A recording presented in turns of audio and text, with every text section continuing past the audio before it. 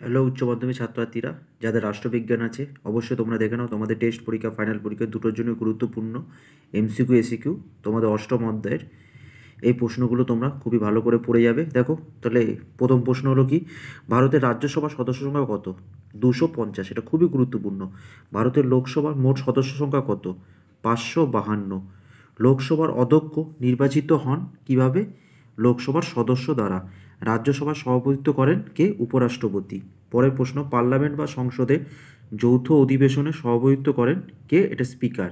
পরের প্রশ্ন, লোকসভার সাধারণ কার্যকালের মেয়াদ হলো কত বছর? 5 বছর। রাজ্যসভার কার্যকালের মেয়াদ হলো কত বছর? 6 বছর। তারপরের প্রশ্ন, রাজ্যসভায় রাষ্ট্রপতি কতজন সদস্য মনোনীত করতে পারেন? এটা হবে 12 জন। তারপরের প্রশ্ন, লোকসভায় রাষ্ট্রপতি কতজন সদস্য মনোনীত করেন? এটা হবে 2 জন।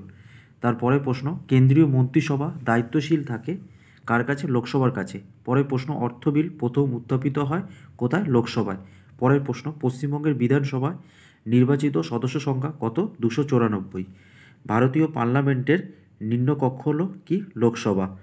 রাজ্য আইনসভার নেতা বা নেত্রী হলেন কে? মুখ্যমন্ত্রী। যেহেতু মুখ্যমন্ত্রী প্রধান। লোকসভায় উত্থাপিত ছাঁটাই প্রস্তাবগুলো কত প্রকার? 3 প্রকার। জিরো আওয়ার হলো, জিরো আওয়ার কখন? টাইমটা বেলা 12টা থেকে 1টা পর্যন্ত। এটা ভালো করে দেখে যাবে। অর্থ বিলকে রাজ্যসভা আটক রাখতে পারে কতদিন? 14 দিন। পরের প্রশ্ন, রাজ্যসভার 1/3 সদস্য অবসর গ্রহণ করেন 2 বছর অন্তর। জিরো আওয়ারের সময়সীমা হলো 1 ঘন্টা। ভারতীয় পার্লামেন্টের উচ্চ কক্ষ হলো রাজ্যসভা।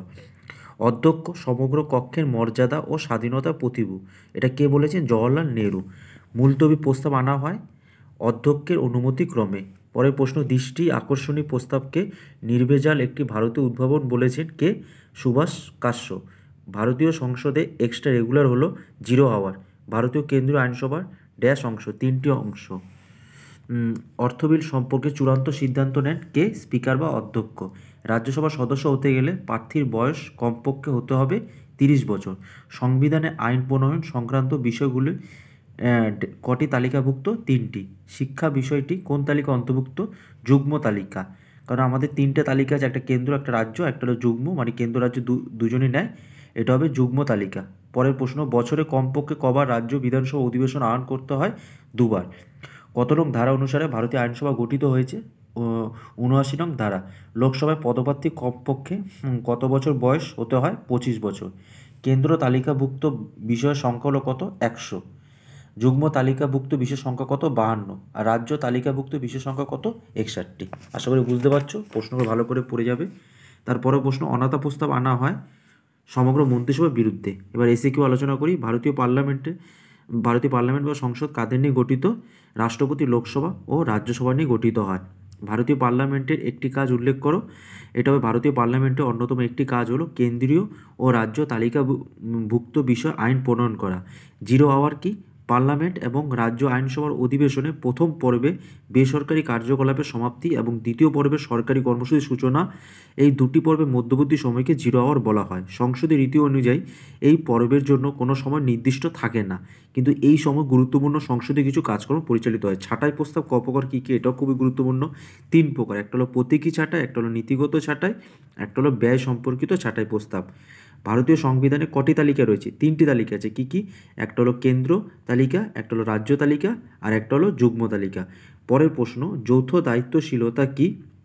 উত্তরটা হবে সংসদীয় শাসন ব্যবস্থার মন্ত্রীরা তাদের কাজের জন্য পার্লামেন্টের নিম্নকক্ষে বা লোকসভার কাছে দায়িত্বশীল থাকে, যা যৌথ দায়িত্বশীলতাকে বোঝায়। অর্থ বিল কোথায় উত্থাপিত হয়? অর্থ বিল লোকসভা উত্থাপিত হয়। তারপরে প্রশ্ন, পার্লামেন্টের স্থায়ী কক্ষ কোনটি? পার্লামেন্টের স্থায়ী কক্ষ হলো রাজ্যসভা। তারপরে যুগ্ম তালিকায় একটি বিষয় উল্লেখ করো। শিক্ষা, এটা আগে আলোচনা করছি। লোকসভা একটি ক্ষমতা লেখো। অর্থ বিল শুদ্ধ লোকসভাতেই উত্থাপিত হয়। পরের প্রশ্ন, রাজ্যসভা একটি ক্ষমতা লেখো। উপরাষ্ট্রপতি পদচ্যুতি প্রস্তাব শুধুমাত্র রাজ্যসভাতেই উত্থাপিত হয়। লোকসভার স্পিকার একটি কাজ উল্লেখ করো। লোকসভার স্পিকার অন্যতম কাজ হলো লোকসভার অধিবেশন পরিচালনা ও শৃঙ্খলা রক্ষা করা। পরের প্রশ্ন, সরকারি বিল কি? মন্ত্রীগণ যে সমস্ত বিল উত্থাপন করেন এবং যে বিলের জন্য নোটিশ দেওয়ার প্রয়োজন হয় না তাকে সরকারি বিল বলে। বেসরকারি বিল কি? যে বিল মন্ত্রী ছাড়া যে কোনো সাধারণ সদস্য উত্থাপন করতে পারেন এবং 1 মাস আগে নোটিশ দিতে হয় তাকে বেসরকারি বিল বলে। অনাস্থা প্রস্তাব কি? অনাস্থা প্রস্তাব সংসদীয় গণতান্ত্রিক ব্যবস্থায় লোকসভা বা বিধানসভা মন্ত্রিসভার উপর অনাস্থা জ্ঞাপন করলে মন্ত্রিসভার পতন ঘটে। সবার অনুমতিক্রমে বিরোধী দলের সদস্যগণ সমগ্র মন্ত্রিসভার বিরুদ্ধে অনাস্থা প্রস্তাব উত্থাপন করেন। দেখো তোমরা নিজেরাই দেখতে পাচ্ছ আশা করি, তাই আর ডিটেলসে বোঝানোর দরকার নেই, কারণ বেশি সময় হলে তোমাদেরই সময় নষ্ট, কারণ সামনে পরীক্ষা তোমাদের। সরকারি বিল ক প্রকার? 3 প্রকার। একটা হলো অর্থ বিল, রাজস্ব বিল, একটা সাধারণ বিল। ছাঁটাই প্রস্তাব কি? ছাঁটাই প্রস্তাব হলো লোকসভার সদস্যদের হাতে থাকা বিশেষ ক্ষমতা যার দ্বারা সরকারের পেশ করা আর্থিক লেনদেন সম্পর্কিত বিলে ছাঁটাই করার প্রস্তাব উত্থাপন করা হয়। প্রতীকী ছাঁটাই কি? সরকারের বাজেট তথা অর্থনৈতিক ব্যর্থতার বিরুদ্ধে প্রতিবাদকে প্রতীকী ছাঁটাই বলা হয়। সাধারণত সরকারের নির্দিষ্ট দপ্তরের বিরুদ্ধে নির্দিষ্ট কোনো অভিযোগের ভিত্তিতে এই প্রতীকী ছাঁটাই করা হয়। নীতিগত ছাঁটাই প্রস্তাব কি?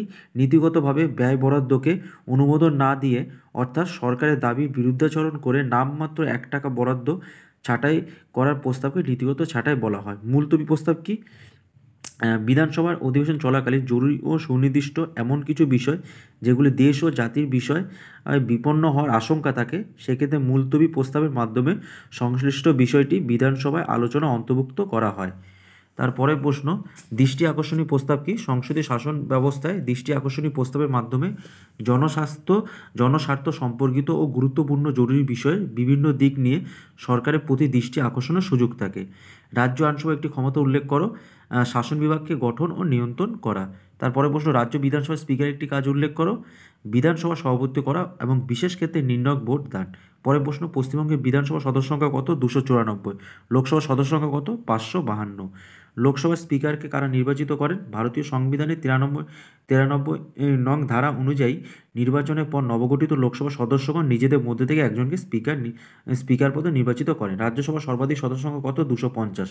রাজ্যসভার লোকসভায় রাষ্ট্রপতি কতজনকে মনোনীত করতে পারেন? 12 জনকে রাজ্যসভায়, আর লোকসভা কতজন? 2 জনকে। পশ্চিমবঙ্গে আইনসভা কটি কক্ষ? এখানে 1টি কক্ষ আছে। পশ্চিমবঙ্গে 2টি কক্ষ আছে, এমন 2টি রাজ্যের নাম বলো, বিহার আর উত্তরপ্রদেশ। আশা করি বুঝতে পারছি। অবশ্যই যদি তোমার ভালো লাগে তাহলে চ্যানেলের সাথে যুক্ত থাকো। সকলে ভিডিও দেখার জন্য ধন্যবাদ।